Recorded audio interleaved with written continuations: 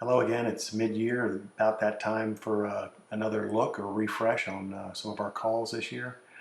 I've got about 4 calls here, plus a scenario for you to make the call. See how well we're doing mid-year.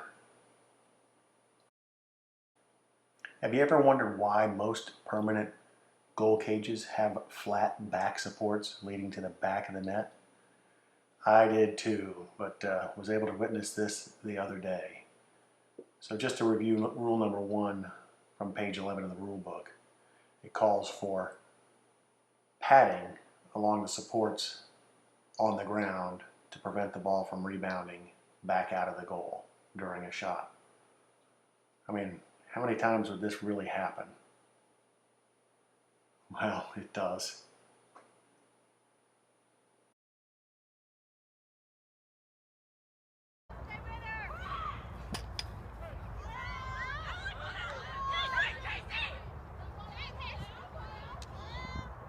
Here the attack player makes it around a cross held in her sphere by the defense that was not called and actually shoots it in, and it rebounds off the bottom supports of the frame.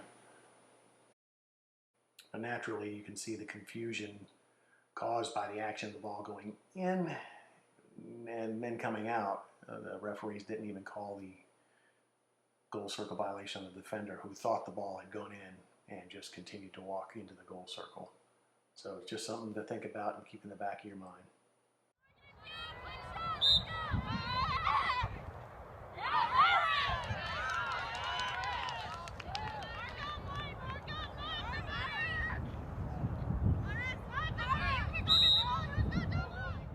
So here's another play we see in younger teams. We had a backup goalie in for this team as they were up by quite a few points.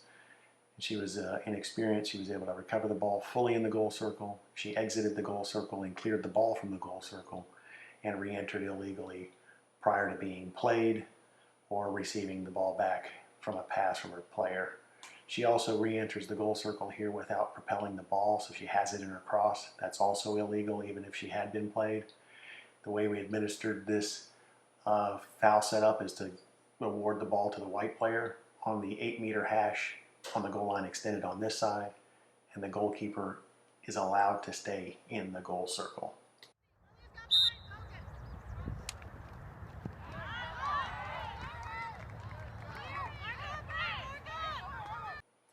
So by rule, the goalkeeper, while within the goal circle, may reach out her cross and bring the ball back into the goal circle, provided no part of her body is grounded outside the goal circle and there is no other opponent within playing distance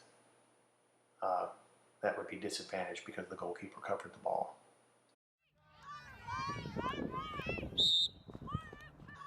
This type of one-arm defense has been called holding or detaining in some instances, but when it's this far up the torso in the neck region, it needs to be called as a cross through the sphere, where you cannot reach through the sphere or hold your cross around the throat of an opponent. So this needs to be called as such and carded if appropriate.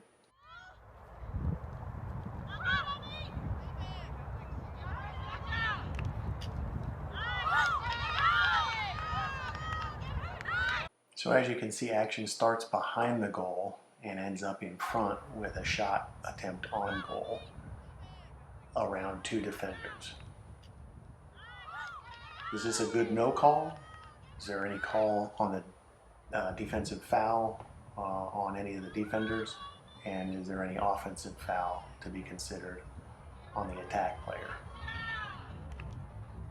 Sound off in the comments, let me know. I'll try to gather the comments and provide an answer during the next video go around. Thanks again for your time. Have fun with this one, and we'll see you next time.